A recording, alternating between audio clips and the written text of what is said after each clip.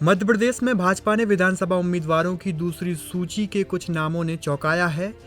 इसमें 39 प्रत्याशियों के नामों की घोषणा की गई है। सबसे ज्यादा हैरान करने वाले नाम केंद्रीय मंत्री नरेंद्र सिंह तोमर और बीजेपी के राष्ट्रीय महासचिव कैलाश विजयवर्गीय के हैं। तोमर और विजयवर्गीय की भले ही प्रदेश की राजनीति में फिर से वापसी हो रही हो, लेकिन अब तक केंद्र में सक्रिय भूमिका निभा रहे इन दोनों दिग्गजों को टिकट देकर मोदी शाह ने कई संकेत भी दे दिए हैं। प्रदेश बीजेपी चुनाव प्रबंधन समिति के संयोजक रहे तोमर को मुरैना जिले की दिमनी सीट से टिकट दिया गया है। वहीं इंदौर एक सीट से बीजेपी के राष्ट्रीय महासचिव कैलाश विजयवर्गीय को उम्मीदवार बनाया गया है। दोनों सीटें फिलहाल कांग्रेस के कब्जे में हैं। इससे पहले 17 अगस्त को भाजपा ने 39 उम्मीदवारों की पहली लिस्ट जारी की थी। ऐसे में 39 का ये आंकड़ा भी चर्चा में बना हुआ है। अब समझते हैं कि भारतीय जनता पार्टी को केंद्रीय मंत्री, सांसद और पार्टी महासचिव को टिकट देने की क्या जरूरत पड़ गई। सबसे पहले हम बात करेंगे केंद्रीय कृषि मंत्री नरेंद्र सिंह तोमर को, जिन्हें विधानसभा चुनाव मध्य प्रदेश 2023 में उतारा गया है। माना जा रहा है कि नरेंद्र सिंह तोमर मोदी शाह के भरोसेमंद नेता हैं और वे ग्वालियर चंबल क्षेत्र में कार्यकर्ताओं को एकजुट करने में सफलता हासिल करेंगे। इसी के साथ ही उन्हें उतारने की अहम वजह यह भी है कि वे अगर उतरेंगे तो जिले की सभी सीटों पर भारतीय जनता पार्टी को फायदा मिलने की उम्मीदें भी हैं। मुरैना जिले की 6 में से 4 सीटें कांग्रेस के कब्जे में हैं। ग्वालियर चंबल में एंटी इनकम्बेंसी को दूर करने के लिए यह रणनीति भाजपा द्वारा बनाई गई है। इसी के साथ ही सिंधिया समर्थकों को साधने में नरेंद्र सिंह तोमर सक्षम हैं और वे अहम भूमिका निभा सकते हैं। इसलिए भारतीय जनता पार्टी ने नरेंद्र सिंह तोमर को इस बार के मध्य प्रदेश विधानसभा चुनाव में उतारा है। अब बात करेंगे कैलाश विजयवर्गीय की, जिन्हें इंदौर क्रमांक 1 से उम्मीदवार बनाया गया है। हाल फिलहाल कैलाश विजयवर्गीय भी चर्चाओं में बने हुए हैं, क्योंकि उन्होंने पहले एक ऐलान भी किया था कि अब वे विधानसभा चुनाव नहीं लड़ेंगे, लेकिन भाजपा ने उन्हें प्रत्याशी एक बार फिर इंदौर से घोषित किया है। कैलाश विजयवर्गीय को माना जा रहा है कि वे इंदौर की सभी 9 सीटों को साधने का प्रयास करेंगे।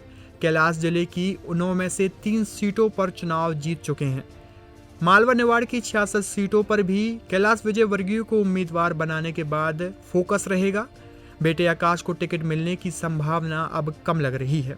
बीजेपी ने बड़े चेहरों को विधानसभा चुनाव में उतारकर क्षेत्रीय और जातिगत समीकरण साधने की कोशिश भी की है। यही वजह है कि महाकौशल क्षेत्र की 2 सीटों पर 2 बड़े ओबीसी चेहरे को चुनाव में प्रत्याशी बनाया गया है। नरसिंहपुर सीट से केंद्रीय मंत्री प्रहलाद पटेल को टिकट देकर केंद्रीय नेतृत्व ने यह संदेश भी दिया है कि चुनाव जीतने की क्षमता को ही टिकट का आधार बनाया गया है। इस सीट से वर्तमान में उनके छोटे भाई जालम सिंह विधायक हैं। दूसरी सूची में जबलपुर से 4 बार के सांसद व पूर्व प्रदेश अध्यक्ष राकेश सिंह का नाम होने से साफ संकेत हैं कि मोदी और शाह ने मध्य प्रदेश में चुनावी रणनीति में नया प्रयोग किया है। अब जानते हैं कि प्रहलाद पटेल को भाजपा ने टिकट क्यों दिया है। माना जा रहा है कि प्रहलाद पटेल बीजेपी के बड़े ओबीसी नेता हैं। महाकौशल में उनका प्रभाव, यहां ओबीसी वोटर्स ज्यादा हैं, इस कारण से उन्हें टिकट दिया गया है। प्रहलाद पटेल फिलहाल दमोह से सांसद हैं। इन्हें गृह क्षेत्र में भेजकर मलैया को भी राहत दी गई है। छोटे भाई जालम सिंह की सर्वे में स्थिति खराब बताई गई थी, इसलिए यह अहम वजह भी हो सकती है प्रहलाद पटेल को टिकट देने की। अब बात करेंगे सांसद राकेश सिंह की कि बीजेपी ने उन्हें टिकट क्यों दिया है।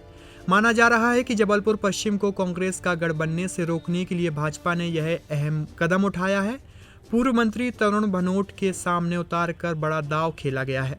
इस सीट से जिला अध्यक्ष प्रभात साहू, भाजपा युवा मोर्चा के पूर्व प्रदेश अध्यक्ष अभिलाष पांडे भी दावेदार माने जा रहे थे।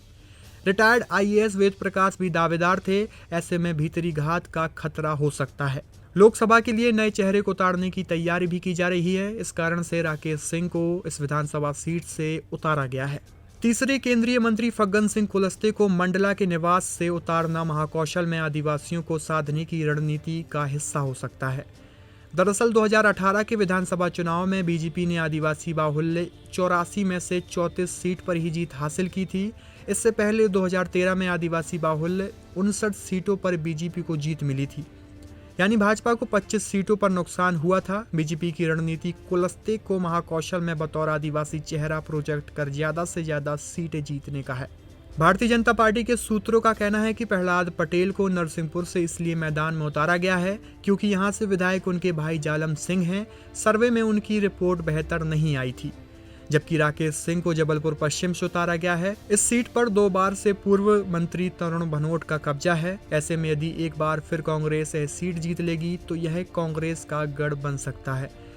इसी तरह गणेश सिंह को सतना से इसलिए उतारा गया है क्योंकि पिछले चुनाव में यह सीट कांग्रेस ने बीजेपी से छीन ली थी, जबकि यह बीजेपी का गढ़ रहा है। सीधी से सांसद रीति पाठक को केदारनाथ शुक्ला के विकल्प के तौर पर मैदान में उतारा गया है। सीधी पेशाब कांड के बाद केदारनाथ शुक्ला लगातार चर्चाओं में बने थे और भाजपा मानती थी कि केदारनाथ शुक्ला को दोबारा प्रत्याशी बनाए जाने के बाद पार्टी को घाटा हो सकता है।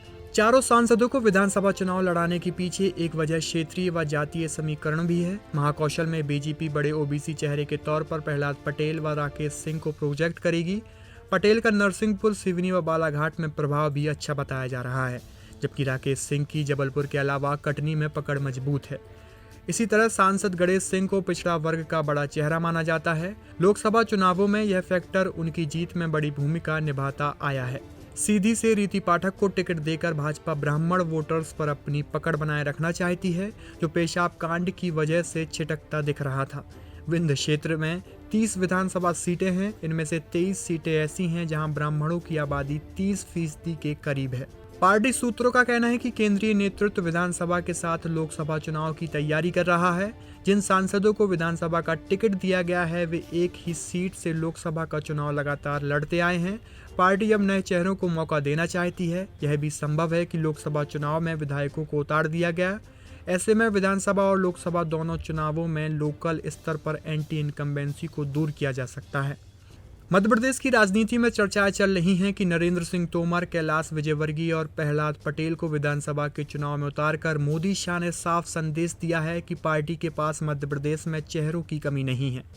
यह मुख्यमंत्री शिवराज सिंह चौहान के लिए खतरे की घंटी हो सकती है। जिन सांसदों को टिकट दिया गया है उनमें से ज्यादातर 4-5 बार के सांसद हैं, जैसे नरेंद्र सिंह तोमर 4 बार, प्रहलाद पटेल और फग्गन सिंह 5 बार, गणेश सिंह और राकेश सिंह 4-4 बार के सांसद हैं। वहीं राव उदय प्रताप सिंह 3 बार और रीति पाठक 2 बार की सांसद हैं। इस पर बीजेपी सूत्रों का कहना है कि वरिष्ठ सांसदों के बजाय अब लोकसभा चुनाव में नए चेहरों को उतारने की रणनीति पर काम चल रहा है। पार्टी के रणनीतिकारों का मानना है कि कई सांसद एक ही सीट से लगातार चुनाव लड़ते आ रहे हैं। ऐसे में उनके खिलाफ क्षेत्र में एंटी इनकम्बेंसी होने की आशंका ज्यादा होती है। ऐसे में नए कार्यकर्ताओं को मौका दिए जाने की रणनीति भाजपा द्वारा बनाई गई है।